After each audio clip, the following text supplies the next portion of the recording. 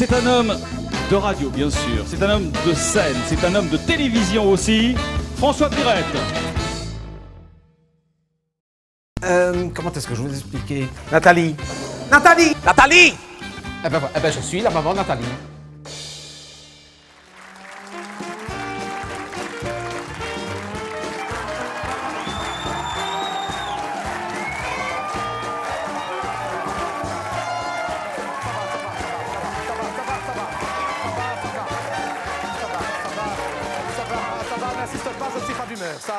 Oh, regarde. Je ne te mens pas, c'est tellement que je suis énervé. Regarde. Et de l'autre côté, rien. Comme chaque fois, regarde, de l'autre côté, rien. Et là, regarde. C'est bizarre, hein? C'est tellement que je suis énervé, c'est ma dépression. Et pour le moment, je suis énervé, à mon avis, c'est les nerfs. Je ne sais pas pourquoi, à mon avis, c'est les nerfs. Je suis énervé. On va revoter, hein? On va sûrement aller revoter, hein? Ben dis, hé, oh, on ne fait plus que ça. Oh. Je suis énervé avec ça. Ça fait 1 an qu'on est sans gouvernement, mais tu te rends compte? Un an, et finalement, ça ne va pas plus mal qu'avant. C'est vrai, hein, c'est vrai. Ouais, c'est vrai.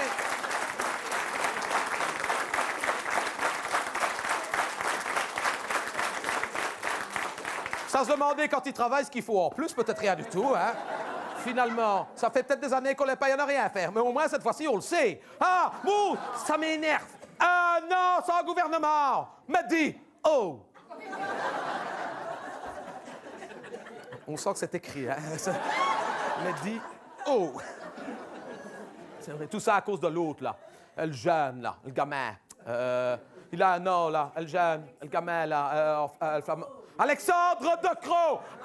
Alexandre le bienheureux, ouais, hein. Alexandre Decroix, un gamin, hein? Il faut déjà s'ennuyer pour se dire, tiens, qu'est-ce que je ferais bien aujourd'hui, hein? Moi, je le vois, ce matin-là, de ce jour-là, Alexandre le bienheureux qui se lève, il dit, je vais encore aller m'ennuyer, qu'est-ce que je ferais bien pour me distraire? Tiens, si je faisais sauter le gouvernement. L'après-midi, c'était fait, il m'a dit, et en plus, il était fier, hein? Il a téléphoné à son papa. Ah, passez-moi Herman Decroix, c'est qui? C'est son fils. Allô, papa, tu m'as vu à la TV, j'ai fait sauter le gouvernement. Et l'autre, bravo, c'est bien. Félicitations, moi, il aurait une chauffe, malheureux. Écoute, l'autre, il l'a félicité. C'est vrai, hein? Deux. Toi, ton gamin, il joue au football, il va casser un carreau, tu lui mets de tripoter. L'autre, il explose un gouvernement, il a les félicitations du jury, me dit. Comment veux-tu... Mais c'est vrai, comment veux-tu éduquer un gamin dans ces conditions-là? C'est pas possible avec des exemples pareils. Moi, je sais plus quoi penser. Ça m'énerve, hein? Alexandre Decroix. Oh! Et vous avez vu ce qui vient de sortir cette semaine-ci? L'Alexandre Decroix. Vous avez vu cette semaine-ci? Ah, maintenant, M. Decroix voudrait ramener le chômage à 2 ans. Là, vous l'avez vu, hein? C'est sorti cette semaine-ci. Oh, je vais ramener le chômage à 2 ans. Je dis, bon, ça, pour une fois, c'est peut-être pas une mauvaise idée, ça. S'il peut ramener le chômage à 2 ans, c'est vrai. Hein? Si les enfants pouvaient commencer plus tôt, vers 2 ans, s'ils pouvaient être... Quoi? Ben quoi? Ben, c'est vrai. Ben quoi? Autant qu'ils s'habituent tout petit, hein? En plus, on gagne quand même plus au chômage qu'aux allocations familiales. Donc, moi, j'avais dit, c'est bien, les enfants vont être chômeurs dès 2 ans. Hein? C'est toujours ça de gagner pour les parents. Non! J'avais mal compris. Non, il veut réduire le chômage à 2 ans. Ah oui, si tu restes 2 ans sans rien faire, plus de chômage. Qu'il fasse attention, parce que lui, ça fait déjà 1 an qu'il ne fout plus rien. Il sera peut-être le premier servi. Hein?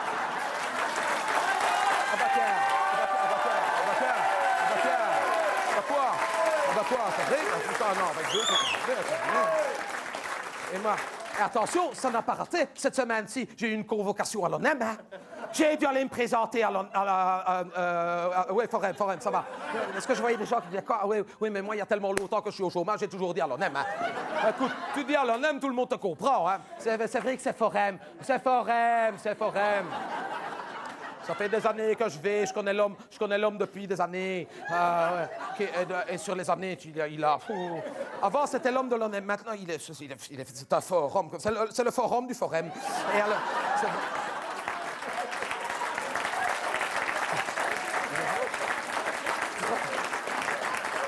vous travaillez au forum. C'est le forum du forum.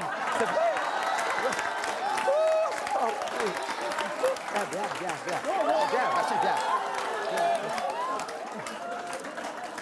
Ah, je connais votre collègue. Ah oui, il a la même carrure. C'est le forum du forum. Vous êtes au forum ici? Ah, je ne vous ai jamais vu. Vous êtes en congé de maladie? On va vous voir à la TV. Faites attention avec la mutuelle quand même. Hein? C'est le forum du forum.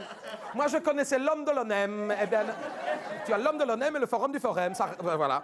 Eh bien, j'arrive à l'ONEM. Hein. Je dis, monsieur, j'ai reçu une convocation. Il me dit, oui, parce qu'on compte sur vous pour réduire le chômage. Je dis, une grande entreprise, ça, parce que si vous comptez sur moi pour réduire le chômage, ça fait des années que les gouvernements successifs n'y arrivent pas. Pourquoi moi?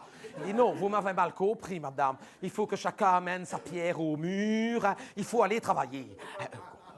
Moi?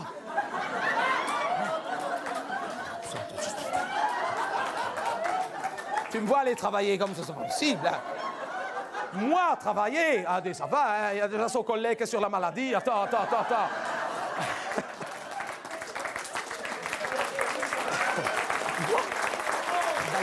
Travailler.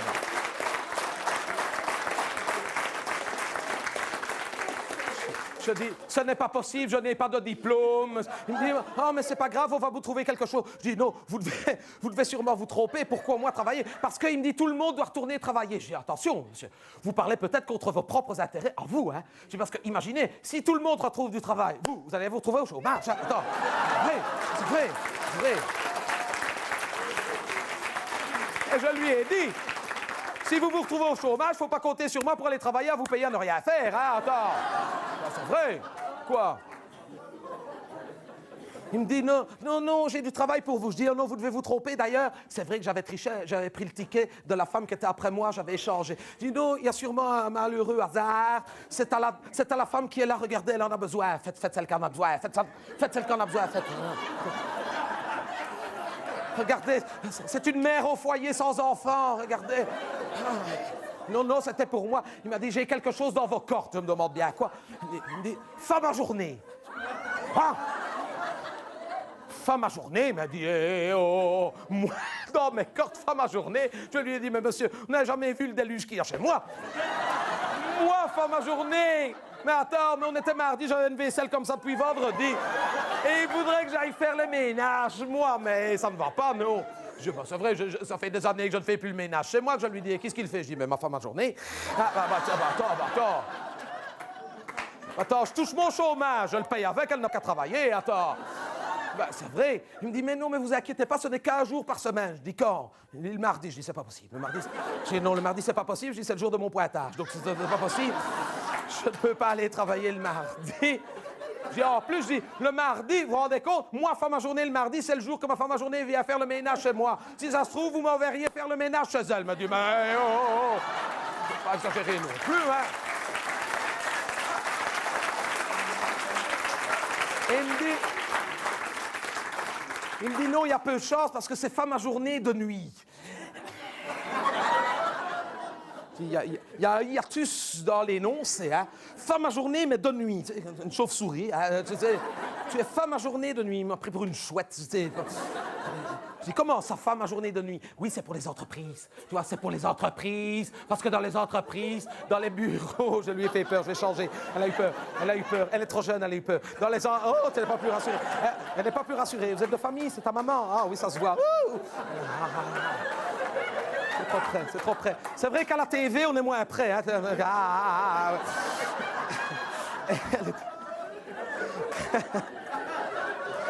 Donc, tu imagines, moi, femme à journée la nuit, les gens auraient peur. Hein. Il me dit non, c'est pour les entreprises parce que dans les bureaux, c'est souvent la nuit. Et je sais bien que dans les entreprises, les femmes à journée travaillent la nuit parce que moi, j'ai une propre cousine qui habite à Bruxelles. Oui, c'est ma propre cousine. Quoi? Oui, c'est ma propre cousine qui est femme à journée. Donc c'est ma propre cousine fort propre parce que c'est une femme fort propre. Oui, enfin, comment est-ce que vous dites ici, moi, ma propre cousine, ma cousine Germaine, si tu veux, qui en l'occurrence s'appelle Christine, mais ce n'est pas d'importance. C'est ma propre cousine qui... Oh, ça va, attends. Tu m'embrouilles, si tu veux, c'est la fille de la sœur de ma maman qui est morte. Enfin, pas ma maman, hein, sa sœur, elle est morte, mais ma cousine est toujours vivante. Enfin, pas Germaine, Christine, c'est ma propre cousine. Et alors, elle est femme à journée à Bruxelles, au Palais Royal. Oui, ça fait 4 ans. Oui, maintenant, ça va. Au début, elle a eu du mal. Hein. Être femme à journée au Palais, elle a eu du mal. Hein. Attends. Pour une Belge, j'allais faire le ménage d'une Italienne. Hein. Bon. Quoi? Attends.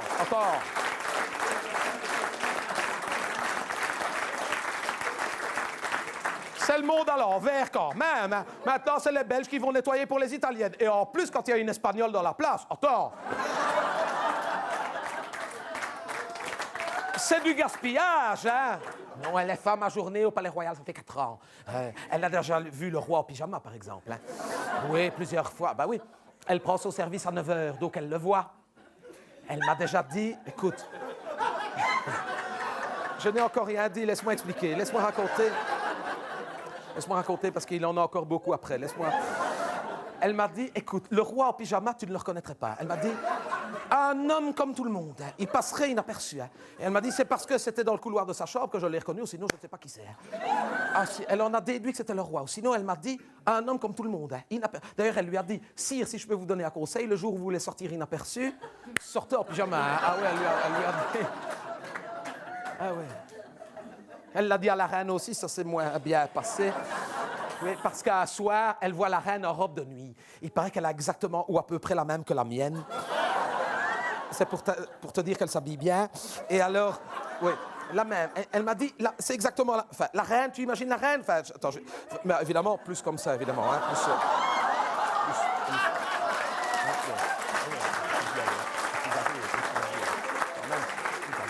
quand même beaucoup plus âgée. Hein. Quand même beaucoup plus âgée que moi.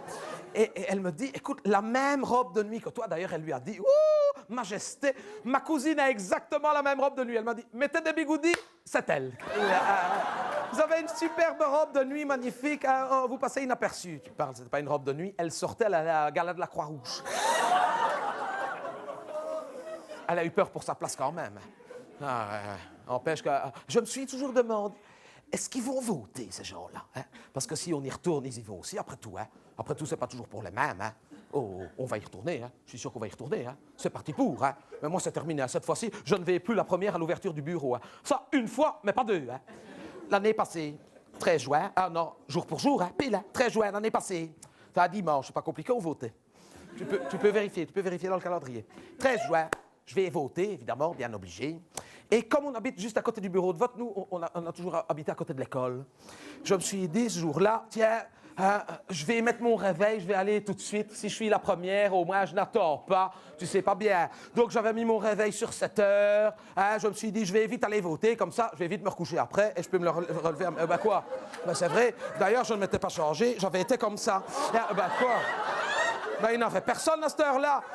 Je vais pas m'habiller, c'est pour me recoucher tout de suite. J'habite à côté de l'école. Il faut avoir le sens pratique. Donc, je me lève, je fais attention de ne pas réveiller Gérard. Je sais bien qu'il aime bien d'aller l'après-midi, lui. Donc, je ne réveille pas Gérard. Je sors, il n'y avait personne. J'arrive à l'école, je rentre assis, je donne ma carte d'identité. J'avais quand même pris ma carte d'identité, je donne ma carte d'identité. Je vais voter, je sors de l'isoloir, je veux récupérer ma carte d'identité. Il y a le chef de bureau qui me dit « Halte là, madame ». Il nous manque un assesseur.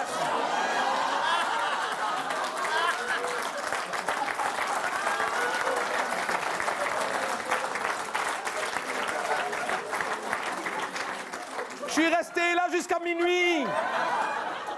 Il avait une femme qui n'était pas venue, j'ai dû prendre sa place. Réquisitionné. Je dis, mais c'est pas possible. Pas comme ça. C'est qu'il me dit, vous êtes réquisitionné. Je dis, mais attendez, habillé comme ça. Attendez, ce n'est pas de la dernière élégance. Il me dit, rassurez-vous, généralement, Joël Milquet n'est pas mieux habillé que vous non plus. Hein, donc, bon.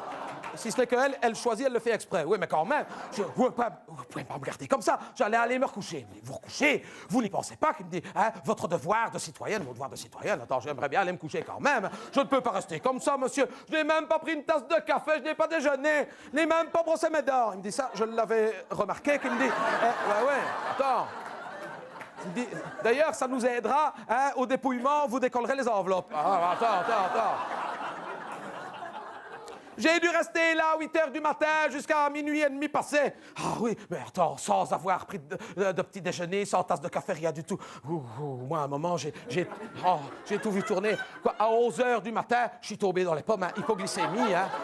Écoute, le pompier qui m'a ranimé, ah non, après, il mange encore des tic-tac. Hein. Ah ouais.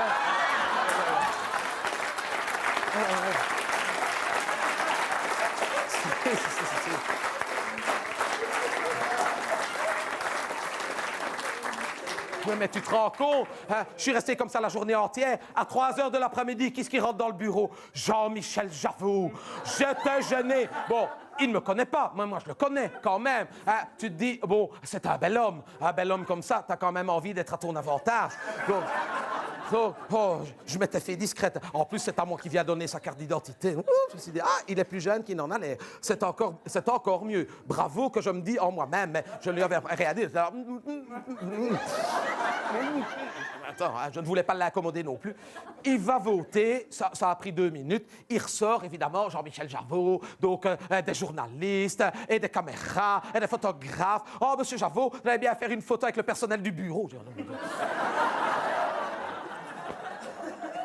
Il me dit non, je dis ouf, non, le personnel du bureau, non, je préférerais faire ça avec une femme ordinaire comme madame. Je n'ai jamais su comment je devais le prendre, ça. Hein? Il m'avait repéré comme femme ordinaire. Écoute, il faut dire que je n'étais pas à mon avantage non plus. Madame a l'air nature. Ah oui, ça pourrait être nature. Je lui ai dit, ça plus nature que ça, monsieur Javot, vous ne pouvez pas. Hein? Je ne suis même pas épilé, donc... c'est la nature en friche, hein, je lui ai dit. Je lui ai dit, hein, ça...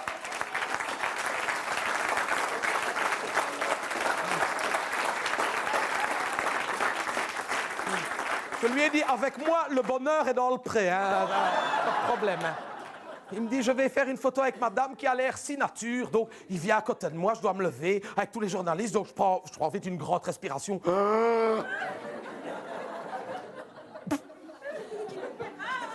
me dis, ça va durer 30 secondes, tu parles. Et c'est là qu'il parle au journaliste. Oui, voilà une dame dont l'avenir de ses enfants dépend du programme écolo. Moi...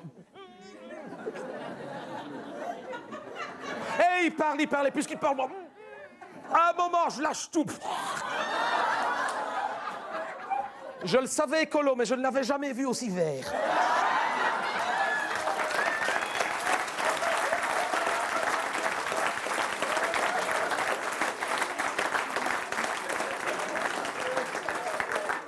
Et quand il a retrouvé ses esprits, il me dit, madame, qu'est-ce que vous faites la semaine prochaine? Je ne sais pas pourquoi. J'aimerais vous emmener avec moi en tournée parce que vous seriez un argument vivant contre le gaz de schiste.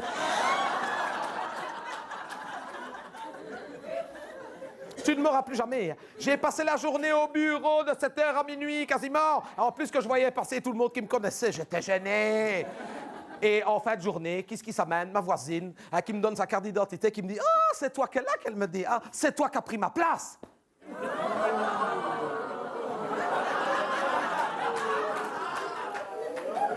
Je dis « Comment j'ai pris ta place ?» Elle me dit « Oui, j'étais convoqué, je devais être assesseur, mais c'était la communion de la gamine. Je le sais bien, j'étais invité. C'est d'ailleurs pour ça que je n'ai pas été. Oui, mais tu comprends, c'était la communion de la gamine. Je n'allais quand même pas venir comme assesseur. Oui. Alors, c'est tombé sur moi. Ah oui, d'ailleurs, on s'est demandé pourquoi tu n'étais pas venu. Hein? Elle me dit, parce que c'est vrai, j'avais demandé confirmation quand j'ai envoyé des invitations. Ah, confirmation. Hein. Ta gamine a fait sa communion, voilà ma confirmation.